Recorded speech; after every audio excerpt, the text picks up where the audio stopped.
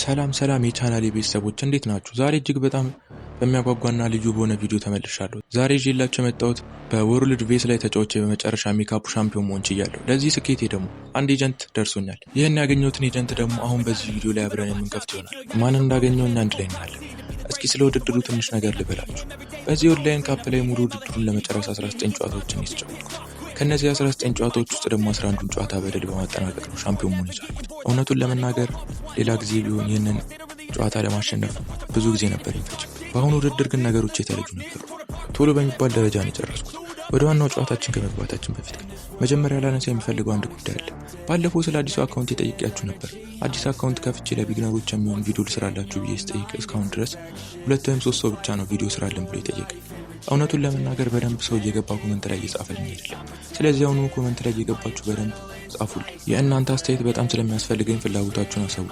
ከዚህ በተጨማሪም ደግሞ 110 ሰብስክራይበር ያለውን የቴሌግራም ቻናል ሊንክ ከታች አስቀምጬላችኋለሁ። እዚያ ላይም እየገባችሁ ሰብስክራይብ ማድረጋችሁ እንዳትረሱ። እሺ አሁን ጨዋታው ተጀምሯል። ግን እናንተ ምን ታስባላችሁ? አሁን የመጣው የዚህ ወርልድ ካፕ ሂሮስ አወጣት ስርዓት ልክ ነው ብላችሁ ታስባላችሁ? በአዲሱ አሰራር መሰረት በ15 ኤጀንት አንድ ተጫዋች ይደርሳል። የመድረስ እድሉ 100% የተረጋገጠ። ነገር ግን ይህ ነገር እንኳን እንደ ጀማሪዎችና መካከለኛ ለሆኑ ተጫዋቾች ቀርቶ ፕሮ ለሚባሉ ተጫዋቾች ራሱ በጣም እየከበደ ነው የመጣው። እኔ ራሱ በዚህ ጌም ውስጥ የብዙ ዓመት ኤክስፒሪያንስ እያለኝ ነገሩ በጣም እየከበደ ነው የመጣው። አሁን አንድ ተጫዋች ቢደርሰኝም እንኳን እውነቱን ለመናገር ያንን ያህል ሳቲስፋይ ባያደርገኝም እኔ የብዙ ዓመት ተጫዋች ሆኜ ነገሩ እንደዚህ ከከረረብኝና ካስቸገረኝ አሁን አዲስ የገቡትና ጀማሪዎቹማ ምን ያህል ሊቸገሩና ሊለፉ እንደሚችሉ ሳስበው በጣም ነበር ይደብራል። እኔም ይህንን አሰራር ብዙም አልወደድኩት። ነገሩን በ10 ኤጀንት ብቻ ቢያደርጉት በጣም አሪፍ ነበር። እውነቱን ለመናገር ኤፍቲጂ ይህንን ውድድር ያዘጋጀው አፍሪካ ላይ ፎከስ አድርጎ አይደለም። ይልቁንም አውሮፓና አሜሪካ ላሉት ለጌሙ በቀላሉ ክሬዲት ካርድ የሚከፍሉ ሰዎች ብቻ ተብሎ ቢዝነሱን ለማጠናቀር የተሰራ ነው ይመስሉ። እናንተስ በዚህ ጉዳይ ላይ ምን ታስባላችሁ? አዲሱ አሰራር አሪፍ ነው ወይስ ያስጠላል? ኮመንት ላይ የገባችሁ ሀሳባችሁን ጻፉልኝ።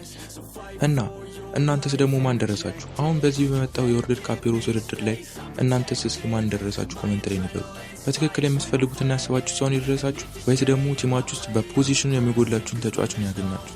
እኔስ ብትሉ እውነቱን ለመናገር እኔ ሮናልዶ ብዬ ነበር። ሮናልዶ እንዲደርሰኝ በጣም ፈልጌ ነበር። አሁን ይህንን ቪዲዮ በምለቅበት ሰዓት ካልተሳሳትኩኝ ውድድሩ ሊያልቅ ከአንድ ቀን ያነሰ ጊዜ ይቀር። እኔ ራሱ ወደ 270 ዳይመንድ አካባቢ አስቀምጫለሁ። የሚደርሰኝ ከሆነ ቀጣይ ላይ ቪዲዮ እሰራላችኋለሁ። እስቲ አሁን ዋቹን እንከታተል።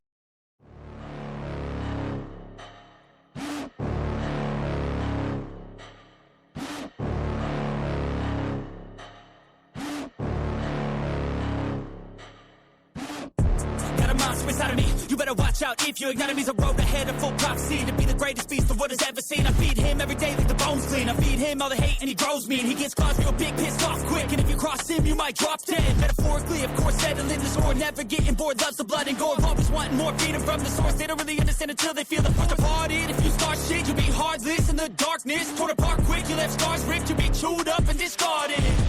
And this world ain't right, won't accept it. Negative energy, I expect it. Once it's in your mind, it's infectious. So fight for your life and reject it.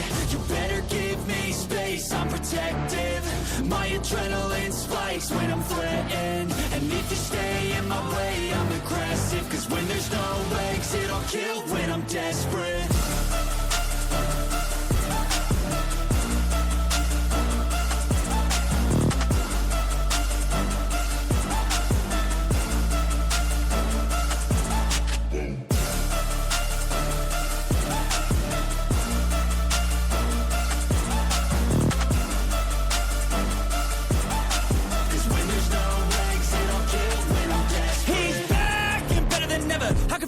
Adrenaline pressure, it's stormy weather, lightning, thunder, pouring weather.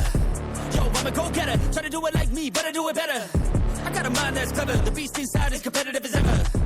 I'm conscious, my subconscious, an accomplice to me. I promise the darkness, I can honest believe. But don't cross me, I might lose control of the lost beast.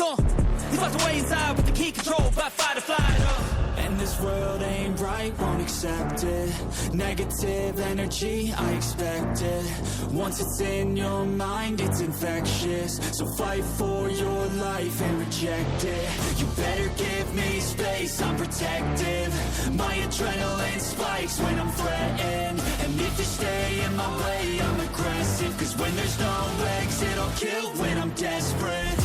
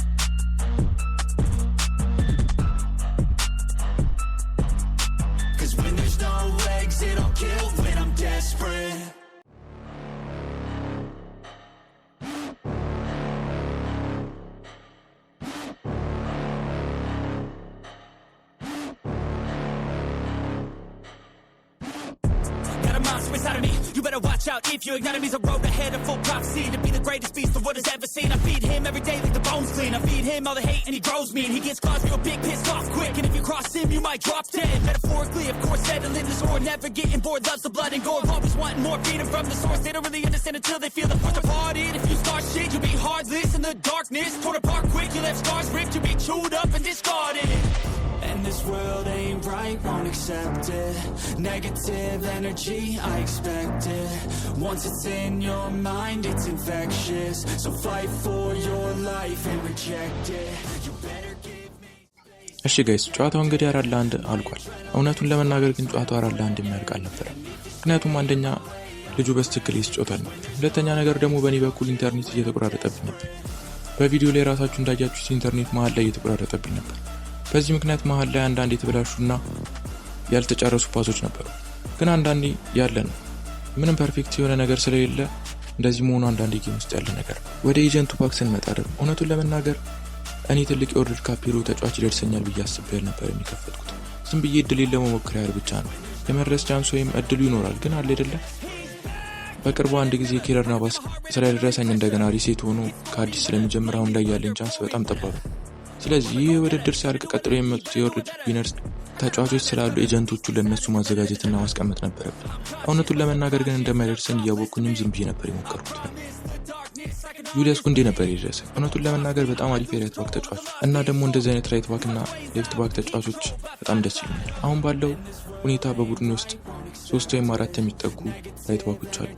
አሽራፍ ሀኪሚ በቅርቡ ሪሊዝ የተደረገው የ84 ሬትዱ ጁሊያን ራይልሰን እና ትሬንት አሌክሳንደር-አርኖልድ እና ዳኒ ካርቫል ናቸው። ጁሊያስ ኩንዴንም ከዚህ በፊት ለመግዛት አስቤ ነበር ግን ቦታ ስለሌለኝ ትቼው ነው።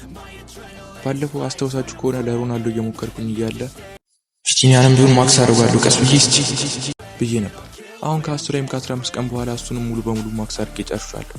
ኤምባፔንም ማክስ እያደረግኩኝ ስለነበር ጁሊያስ ኩንዴን ሽጬ ተጠቀምበታለሁ። የእነሱን ቪዲዮ ሙሉ በሙሉ ጨርሻለሁ። ኤምባፔንም ሽጬ ነው የገዛሁት ታስታውሳላችሁ። የኤምባፔን ነገርማ ተውት፣ በቀጣይ ቪዲዮ ላይ በሰፊው የምናወራበት አሪፍ ጉዳይ ይሆናል። አሁን እዚህ ስክሪን ላይ የምታዩት የቻናሌን አናሊቲክስ ነው። የሰብስክራይብ ቁጥራችንን ስመለከተው በጣም ነበር ይነበረው። እንግዲህ ዛሬ ጥያቄ አበዛውባችሁ መሰለኝ ግን አንድ በጣም አስፈላጊ ነገር ላሳያችሁ። እውነቱን ለመናገር ከ92% በላይ ቪዲዮዎችን የምታዩ ሰዎች ቻናሌን ሰብስክራይብ አላደረጋችሁ። ይህ ማለት ከ100 ሰው ውስጥ ከ90 በላይ የሚጠጋው ሰው ቪዲዮን ዝም ብሎ ያያል እንጂ ሰብስክራይብ እያደረገ አይደለም ማለት ነው። በጣም ትንሽ ሰው ነው ሰብስክራይብ ያደረገው። ቪዲዮዎቼ በደንብ ፐርፎርም እንዲያደርጉና ለብዙ ሰዎች እንዲደርሱ እና ኢትዮጵያ ውስጥ በጣም ብዙ የዴሌስ ተጫዋቾች ልጆች ስላሉ እነሱ ጋር ሁሉ እንዲደርስ ባካችሁ ሰብስክራይብ ማድረጋችሁ እንዳረሱ። ሰብስክራይብ ስታደርጉ ከእናንተ የሚቀንስ ምንም ነገር የለም። እኔ ግን ይበልጥ አሪፍ ቪዲዮዎችን ይዤ እንድመጣ ትልቅ ብርታትና ድጋፍ ነው። በተጨማሪም ቅድም እንደነገርኳችሁ አዲስ አካውንት ከፍቼ ለቢግነሮች የሚሆን የዴሌስ ቪዲዮ እንዲሰራላችሁ ከፈለጋችሁ አሁንም እየገባችሁ ኮሜንት ላይ በደንብ ጻፉልኝ። የእናንተ ፍላጎትና ሰብስክራይብ ማድረግ ለቻናላችን እድገት ወሳኝ ስለሆነ አሁኑኑ ያችን የሰብስክራይብ ምልክት ተጫኑት። በቀጣይ ቪዲዮ እስከምንገናኝ ድረስ ቻው።